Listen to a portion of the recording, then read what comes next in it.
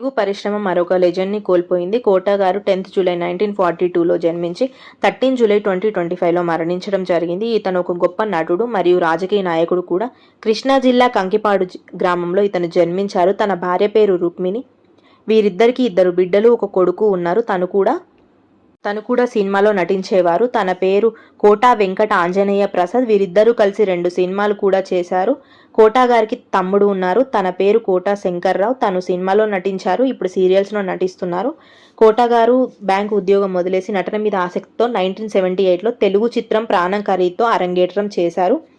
ఆర్జీవీతో కలిసి మనీ అనే చిత్రంలో విలన్గా చేసి అప్పటి నుండి తన విలన్ క్యారెక్టర్ని కొనసాగిస్తూ వచ్చారు. 750కి పైగా చలనచిత్రాల్లో నటించిన కోటా గారు రాజకీయ నాయకుడుగా కూడా 1999 నుండి 2004 వరకు భారతదేశంలోని ఆంధ్రప్రదేశ్లో విజయవాడ తూర్పు నుండి ఎమ్మెల్యేగా పనిచేశారు. బాబు మోహన్ ఇంకా కోటా శ్రీనివాసరావు కాంబినేషన్ మనందరికీ తెలుసు. వారిద్దరూ కలిసి చేసిన ప్రతి సినిమా మనల్ని ఎంతగానో ఆకట్టుకుంది. ఆయన విలన్ క్యారెక్టర్ నటుడు మరియు సహాయ నటుడు. ఇతను తెలుగు, తమిళం, హిందీ మరియు కన్నడ, మలయాళ భాషల్లో కూడా నటించారు. ప్రతి క్యారెక్టర్కి తనదంటూ శైలిలో మనల్ని ఎంతగానో మెప్పించారు. ఆహనా పెళ్ళంట సినిమాలో పీసినారి క్యారెక్టర్లో మనల్ని ఎంతగా నవ్వించారో మనందరం ఎప్పటికీ మర్చిపోలేని క్యారెక్టర్ అది. వివిధ భాగాల్లో 9 రాష్ట్ర నంది అవార్డులను గెలుచుకున్న కోటా గారు 2015లో ఆయన భారత సినిమాకు చేసిన కృషికి భారతదేశపు 4వ అత్యున్నత పేరు గౌరవమైన పద్మశ్రీ లభించింది. అలాంటి సినిమాలు ఎవడు అతడు సినిమాలో చేసిన తన విలన్ క్యారెక్టర్ అయినా సరే, కృష్ణం వందే జగద్గురు సినిమాలో సహాయ నటుడుగా చేసి తన డైలాగ్స్తో తన నటనతో తను 2012లో కృష్ణం వందే జగద్గురు చిత్రంలో చేసిన కృషికి సైమా అవార్డు కూడా అందుకున్నారు.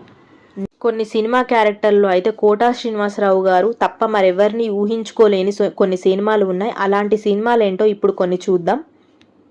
శత్రువు, గమ్యం, తెరుపు, లీడర్, రెడీ, రక్త చరిత్ర, సన్ ఆఫ్ సత్యమూర్తి, ఛత్రపతి, బొమ్మరిల్లు, సర్కార్, గణేష్, అనగనగా ఒకరోజు. ఎన్టీఆర్ గారితో బృందావనం సినిమాలో తాతగా నటించారు. ఇంకా గబ్బర్ సింగ్ సినిమాలో శృతి హాసన్కి తండ్రిగా తాగుబోతు క్యారెక్టర్కి ఒదిగిపోయారు. ఇంకా ఆ నలుగురు సినిమా, పెళ్ళైన కొత్తలో, తర్వాత సన్ ఆఫ్ సత్యమూర్తి విలన్గా అయితే తన నటనతో మనల్ని అందరినీ మెప్పించారు. తన ఏకైక కుమారుడు కోట వెంకట ఆంజనేయ ప్రసాద్ 20 జూన్ 2010లో హైదరాబాద్ జరిగిన రోడ్డు ప్రమాదంలో మరణించాడు. ప్రసాద్ జేడి చక్రవర్తి చిత్రం సిద్ధంలో మరియు తన తండ్రితో కలిసి గాయం 2010లో నటించారు. అతని నటనకు విమర్శకులు ప్రశంసలు అందుకున్నారు. తన కొడుకు మరణం తనెంతగానో కుదిపేసింది. 29 సంవత్సరాలు తన కొడుకు చనిపోవడంతో కోటా శ్రీనివాసరావు గారు దాని నుండి బయటికి రాలేకపోయారనే చెప్పాలి. తను కొడుకు మరణంతో కృంగిపోయిన మన కోటా గారు ఏ విధంగా కనిపిస్తున్నారో మనమందరం చూస్తూనే ఉన్నాం. 2023 తర్వాత తనకి ఎలాంటి సినిమా అవకాశాలు రాలేదనే చెప్పాలి. తన చివరి సినిమా 2023లో సువర్ణ సుందరి అనే సినిమానే తన చివరి సినిమా అనే చెప్పాలి. తన ఆరోగ్యం రీత్యా, తన కొడుకు దృష్ట్యా తను కోటా శ్రీనివాసరావు గారు ఏ విధంగా మారిపోయారు, చనిపోయే 7 నెలల ముందు తను ఎలా మారిపోయారో చూడండి. ఒక ఈవెంట్కి వచ్చిన కోటా శ్రీనివాసరావు గారు మహేష్ బాబుని పట్టుకొని ఎంతగానో ఏడ్చారు.